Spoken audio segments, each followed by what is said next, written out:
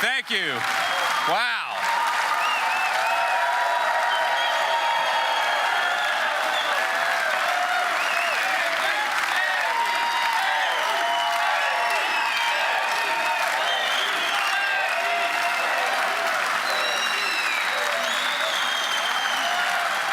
Thank you. Please. So before I started my remarks, I actually had a special guest that asked that I give him a phone call, and we'll see. Let's hope he actually answers. So this is going to be very embarrassing. All right. I'm sorry, the person you were trying to reach has a voicemail box that has not been set up yet. Okay. Try one more time. I get a good signal here.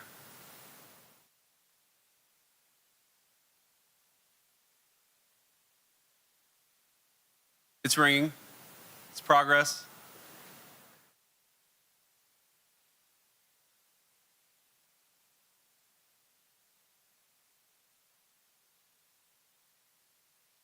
Hello, Mr. President. How are you?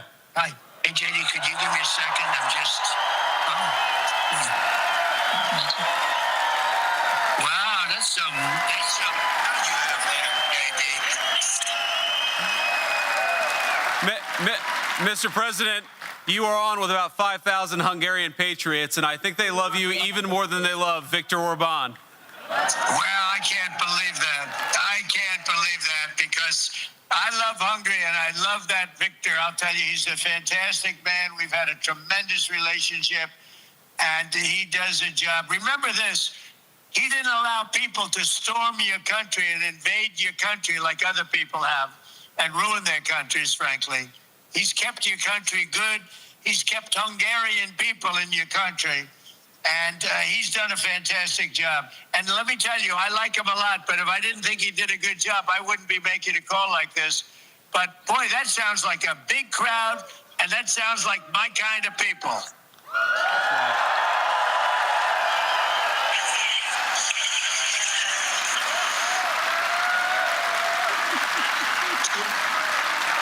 What a crowd. JD must have made a very good speech to get this kind of a response. I guess. How did JD do? Did he give a good speech, everybody? It's very early, sir. It's early. Okay, well, I just want to tell you, I'm a big fan of Viktor. I'm with him all the way. The United States is with him all the way. And it's a real honor to talk to you. You're really incredible people with great enthusiasm and brilliance, because you're brilliant people. And I really love it. You have a man that kept your country strong, and he kept your country good. And you don't have problems with all of the problems that so many other countries have because they let their countries be invaded. And you don't have that problem because of Viktor Orban. That's the only reason you don't have that problem. There was a lot of pressure on him to do it, and those other countries made big mistakes. So I wish you a lot of luck, and I love you all. Thank you, Mr. President.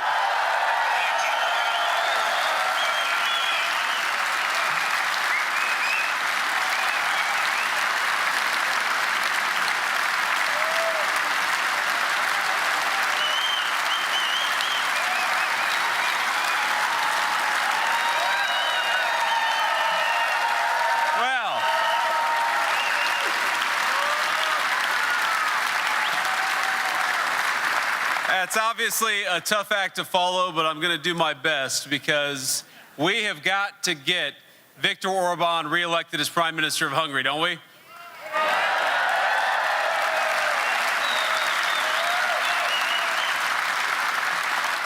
Now, this is actually my second trip to Budapest, but the first as a public official. Then I was younger and less gray, and my wife, our beautiful second lady, was pregnant with our second child. Now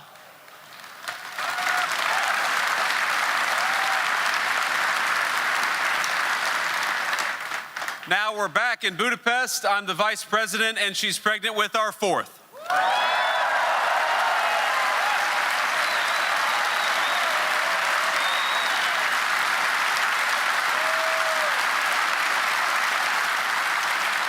And during our our official meeting with the Prime Minister, I asked him today whether we could benefit from some of those generous family subsidies. But he said, unfortunately, Mr. Vice President, they're only for Hungarians.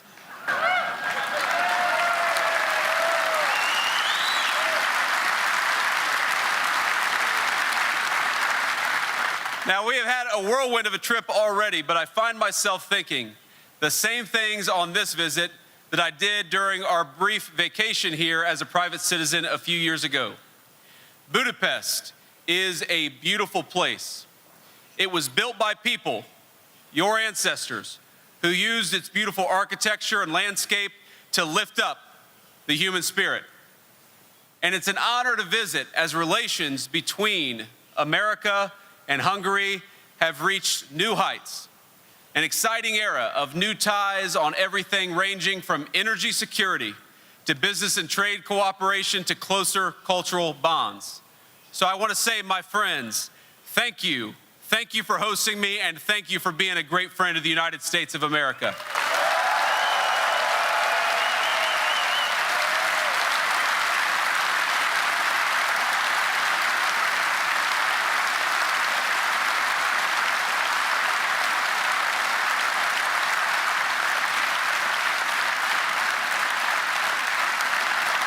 This evening, I wish to address every man and woman in Hungary, young and old, citizens of every region, of every age, and of every background.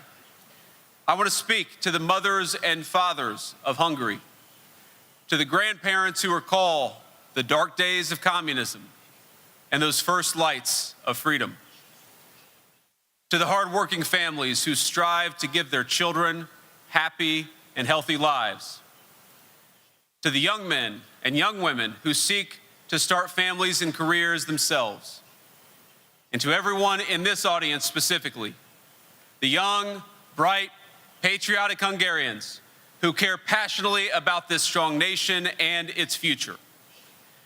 I am here for a simple reason, because I admire what you are fighting for. You're fighting for your freedom, you're fighting for your sovereignty, and I am here because President Trump and I wish for your success, and we are fighting right here with you.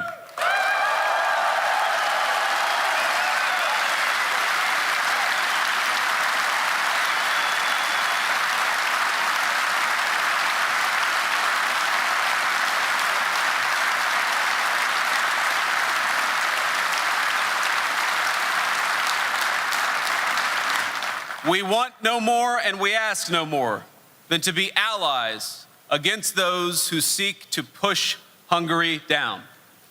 And you have drawn the attention of the American people, really people all across the world, because Hungary has been on the front lines of such foes.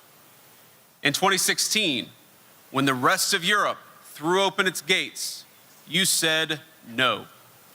When strange activists came to tell you to erase your heritage, you said no. And when a war erupted in your neighborhood, you were kind and generous. You opened your neighborhoods, your homes, and your hospitals. But you never forgot the needs of your own people and why, to Hungary, Hungarians must always come first.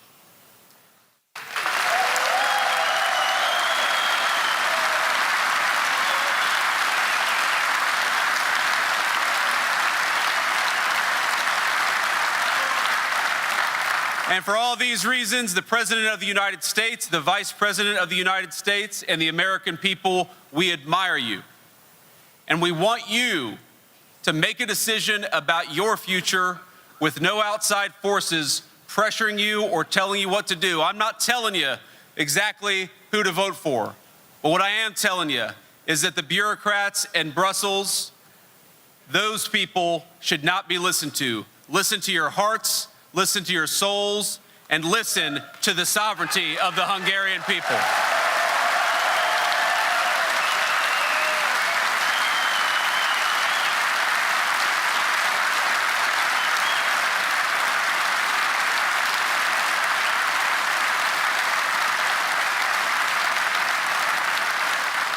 Unlike some of the leadership of Brussels, I'm not threatening you or telling you that we're going to withhold funds to which you're legally entitled. You will make the decision about Hungary's future, just as my fellow Americans will make the decision about America's future. So I come here not in the spirit of telling you what to do. I come here in the spirit of friendship to offer a few observations about our shared civilization and how we can advance it together. You have advanced that civilization boldly in recent years, and you have done so with Viktor Orban at the helm of a proud Hungarian nation.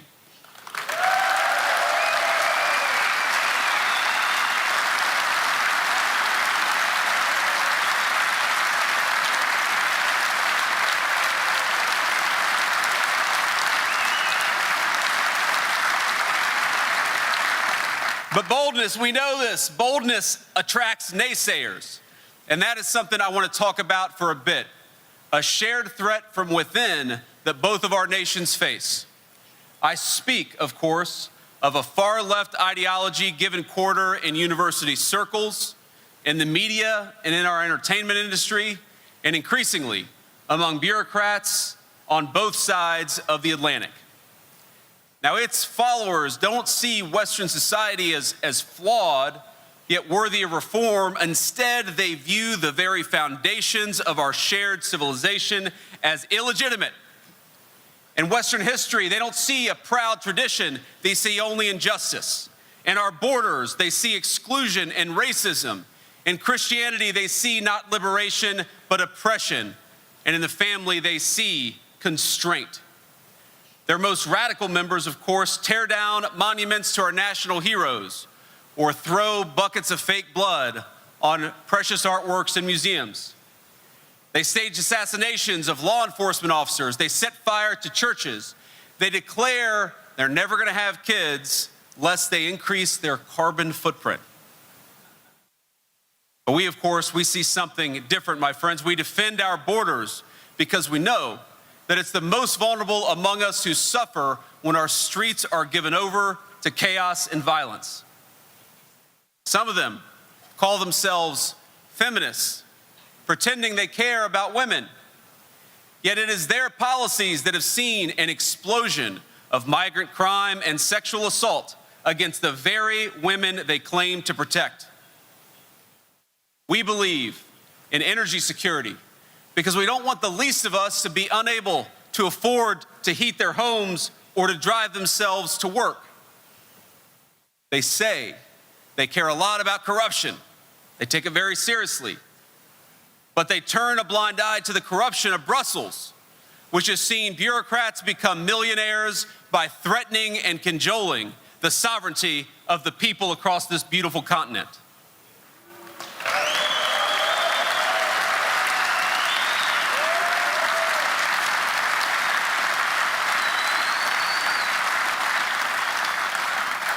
Now, you all know this, much has been made about our administration.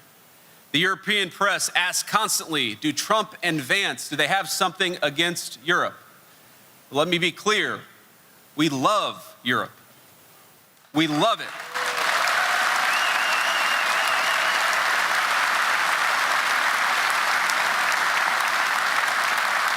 How can we not? We were birthed from this continent, the United States of America. We love its people. We love its culture, we love its beautiful architecture, and we love the amazing history of this continent. But because we love this culture and these peoples, we reject the faceless bureaucrats who would drive your energy costs through the roof and open your country to millions of unvetted foreigners in the name of progress.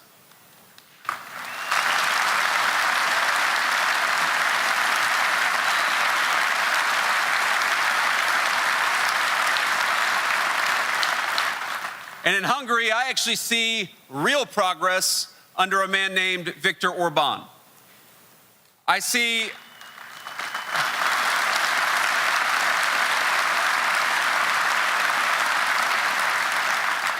a trading partner who will bring in record investment from the United States of America. We've invested more in Hungary than we ever have in our history. I see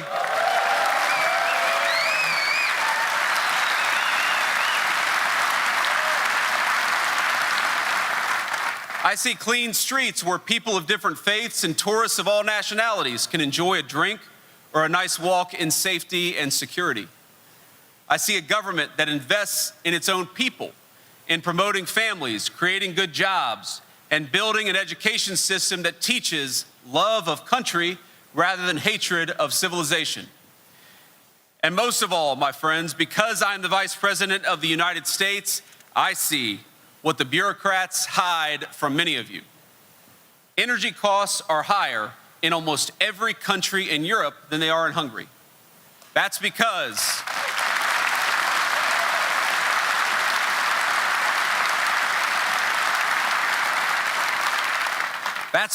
Viktor Orban has fought for energy security while most European political leaders have not. I see the way those same leaders sneer at the normal, God-fearing people of Hungary. I see how they call the people of Hungary and America backwards for wanting cheap electricity bills. I see the way they look down on peacemakers like Viktor, a man who has done more than any leader in Europe to bring about a successful resolution to the war between Russia and Ukraine.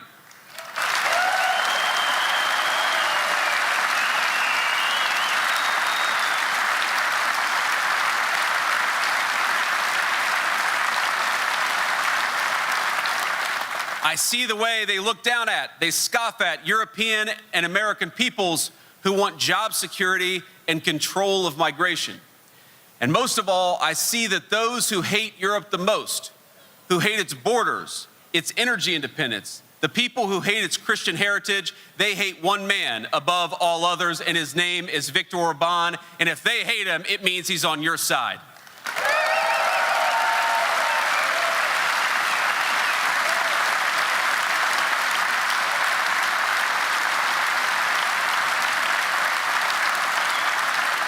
And to them, I'm going to say the reason you hate Viktor is because he is for the people of Hungary.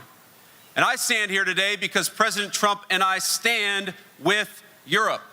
We stand for sovereignty. We stand for Hungary. And we stand shoulder to shoulder with the man who has done more to defend those values than anyone else, Viktor Orban.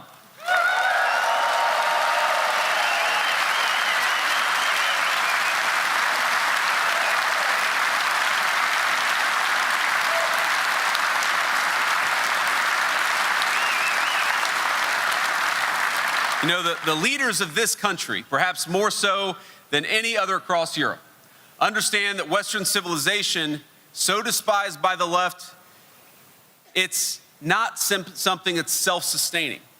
We can't sit on our hands and expect that everything is going to be fine. Our civilization, we've got to work at it. We've got to renew it. We've got to defend it. The people in this room understand that sovereignty and national identity are not problems, they are a necessary part of the solution. And when one country protects its sovereignty, even a country of 10 million people in the heart of Europe, it raises uncomfortable questions for those who insist there is no alternative. There is an alternative, and it's right here in Hungary.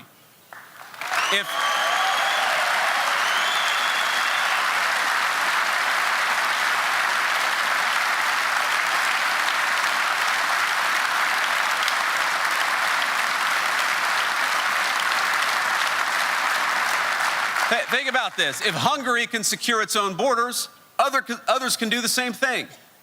And if they do not, if they fail to control migration, that is by choice. If Hungary can place its own workers first, there's no reason that its neighbors can't do the same. And when they do not, that too is a choice. Viktor and this entire political leadership, they become a target of the bureaucrats because he shows that real sovereignty is possible. He shows you can be pro-Europe, you can be pro-America, and you can be pro your own people, and he's showing it in spades.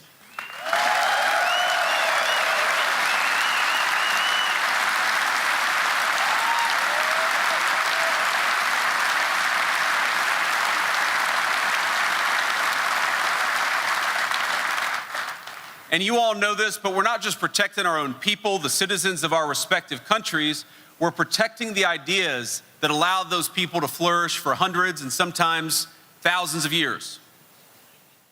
We just celebrated Easter, of course, all of us. And for 2,000 years, our civilization has been shaped above all and beyond all by the sacrificial love of Jesus Christ.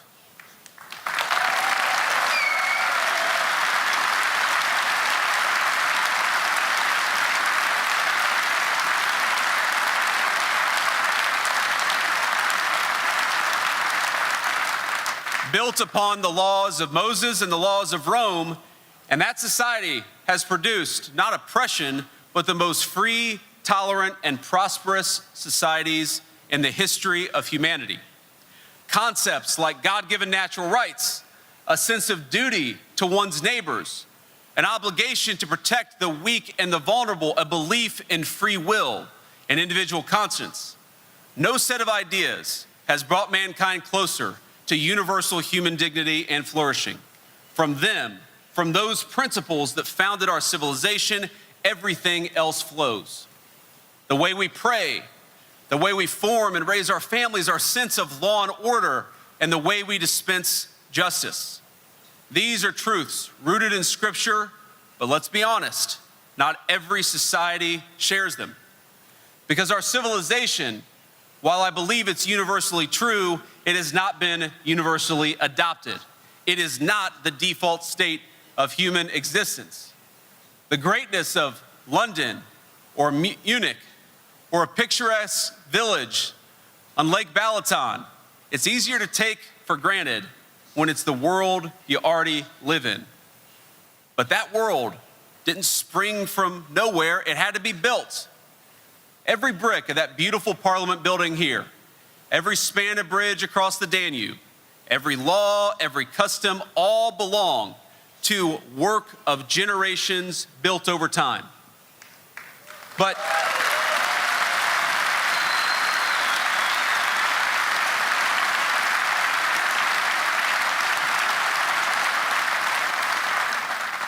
what's been built over generations can be undone in a single lifespan. That means that what our ancestors built, we're proud of it, and we love them, we must protect. I think this audience, this group of people, uniquely understands the stakes. Because the story of Hungary, I saw this when I was here a few years ago, I've seen it again today, is of a people who have repeatedly prevailed over those who would erase their sovereignty. And in that process, those people tried to erase what makes Hungary so special to begin with. Now, most recently, of course, that came in the form of communism, a lie that took the noble pursuit of equality and claimed it could be enforced by gunpoint. That's no coincidence, and you all know this better than I do, that once in power, the communists in Hungary set about dismantling every institution that gave this great nation its character. They shuttered churches. They rewrote history. They framed 1848 not as a national revolution, but as a mere prelude to a Marxist struggle. And they didn't do it all at once. They did it piece by piece. What they themselves called slicing the salami, removing one by one the institutions that anchored Hungarian life. But ultimately, thanks be to God, the spirit of King St. Stephen prevailed in this nation.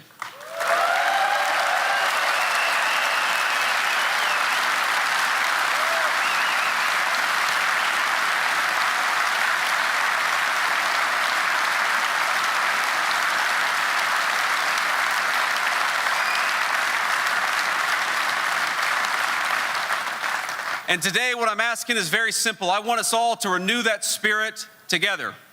For again, we see sovereignty challenged in Hungary.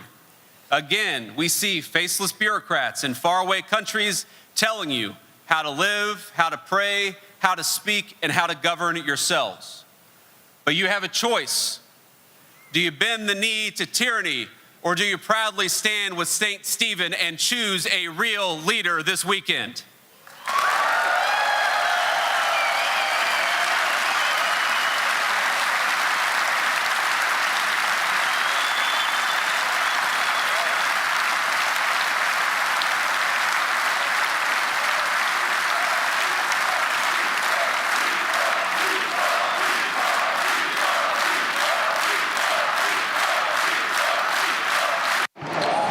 and the crowd is chanting encore.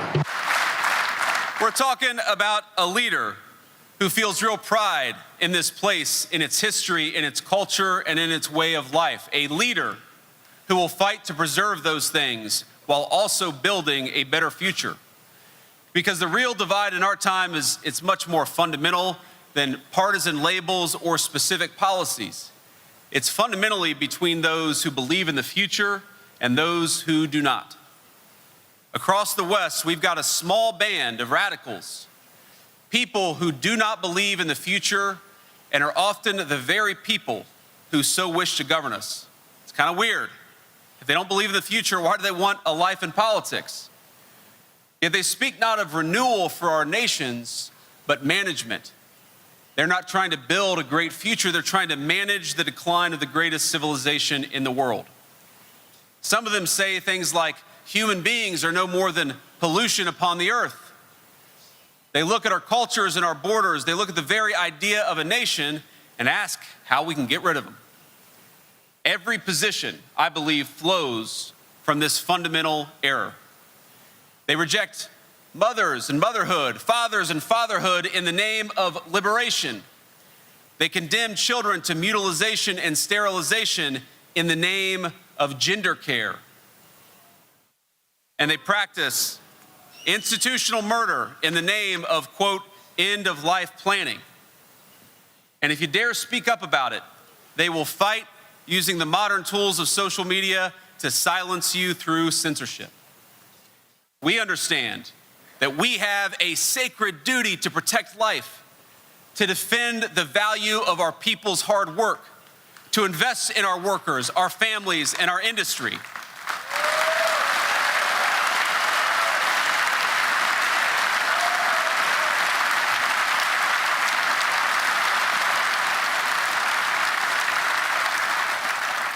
And to make it easier to build a life that is affordable for all of our citizens. We are committed to our future because we are committed to the very idea of our people. We're committed to the idea of life itself because it is a gift from God and we never forget it.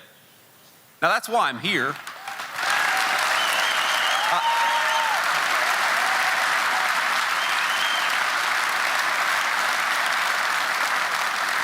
That's why I'm here, ladies and gentlemen. That's why President Trump sent me to stand here with Victor today, something I'm very proud to do.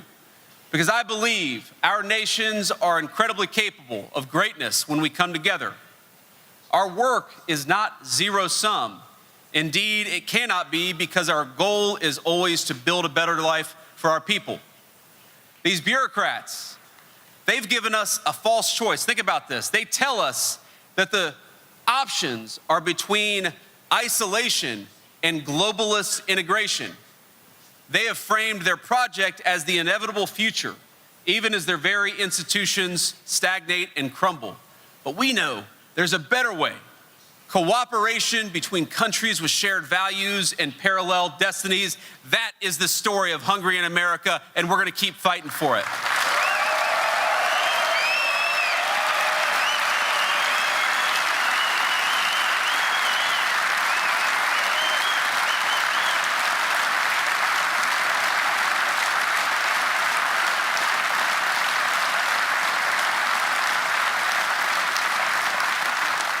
A lot of you may not know this, but this is the story of a much longer Hungarian-American friendship. When my own country sought its independence 250 years ago, almost to the month, it was a Hungarian soldier by the name of Michael Kovács who helped found the first American cavalry units, ultimately giving his life in our struggle for independence against the British Empire. A generation later, Americans welcomed Louis Kossuth, the hero of 1848 and the father of Hungarian democracy.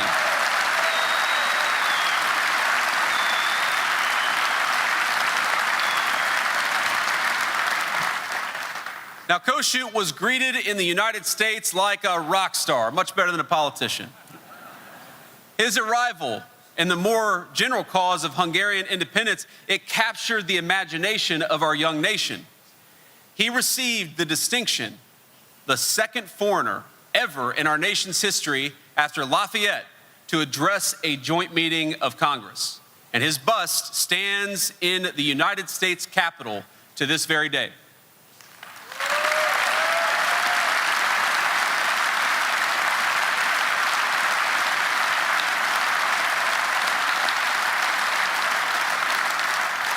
Now, during that trip, I didn't realize this until a few days ago, that during that trip to the United States, Kossuth visited my home state of Ohio to make his case for Hungarian independence.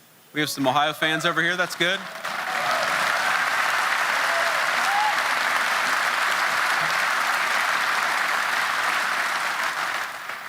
Before the state legislature in Columbus, Ohio, he declared, quote, "The spirit of our age is democracy.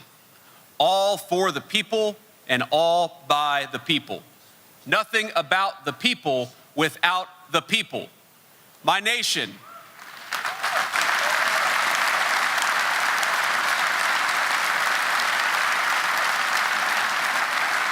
He went on, "My nation will rise, called to resurrection by the eternal principles of the law of nature and of nature's God." Even then, this great Hungarian patriot was aware of the intimate link between sovereignty, between self-government, and between our divine creator. And I'm proud to say that according to the history books, the part of the country that gave him the proudest reception and the biggest reception during his entire time in America was my hometown of Cincinnati, Ohio.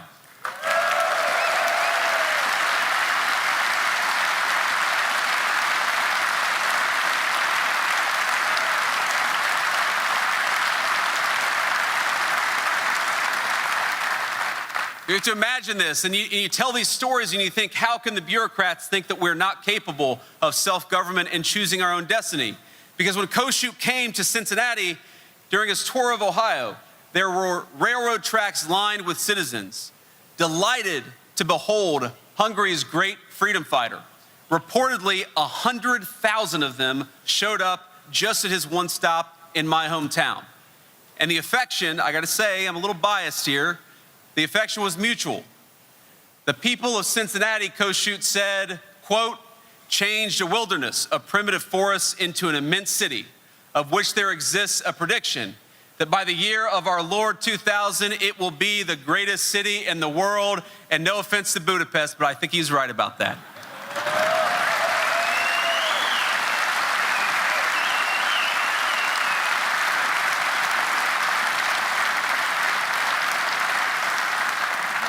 But it tells you something very real, that when Kossuth looked at the United States of America, he didn't see something radically different. He saw something familiar. In our nation, he recognized the same forces at work that were shaping Hungary.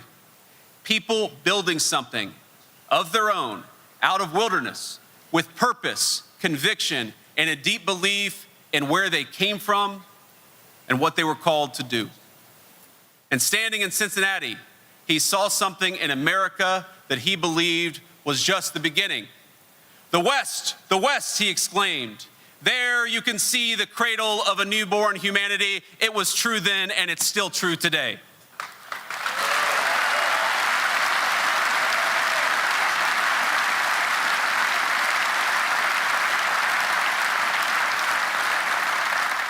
But America, like Hungary, was not a place just of rest. It was built around the idea of creating and renewing. And those early Americans, like the heroes of your own nation, took that inheritance and they shaped it into their own. They added to it. They fortified it. They passed it down to their children and to their grandchildren, who then did the same, with the expectation that generations later, those grandchildren would carry it forward. On his fateful trip to America, Kossuth announced that Hungary was to become, and this is perhaps my favorite quote, the cornerstone of national independence on the European continent. This guy was a prophet.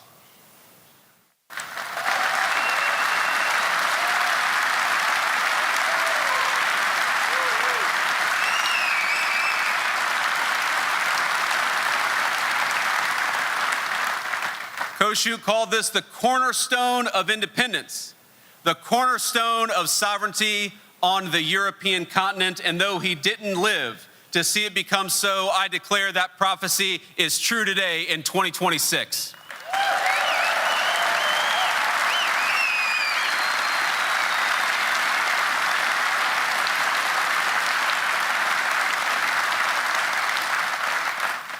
Now, under Viktor Orban's leadership, you have held on to the civilizational goods that make a country worth living in the first place.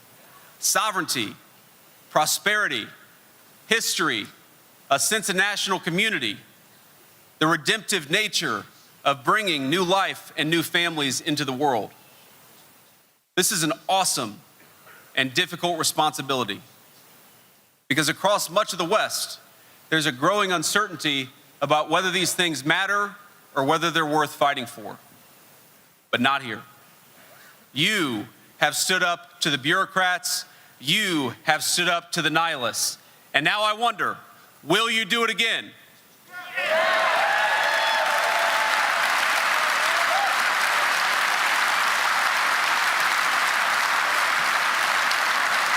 Will you stand against the bureaucrats in Brussels? Will you stand for sovereignty and democracy?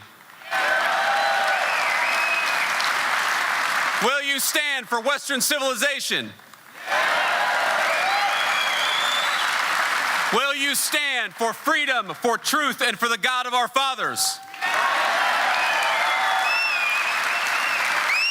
Then, my friends, go to the polls in the weekend, stand with Viktor Orban because he stands for you and he stands for all these things. God bless Hungary and God bless the United States of America. Thank you.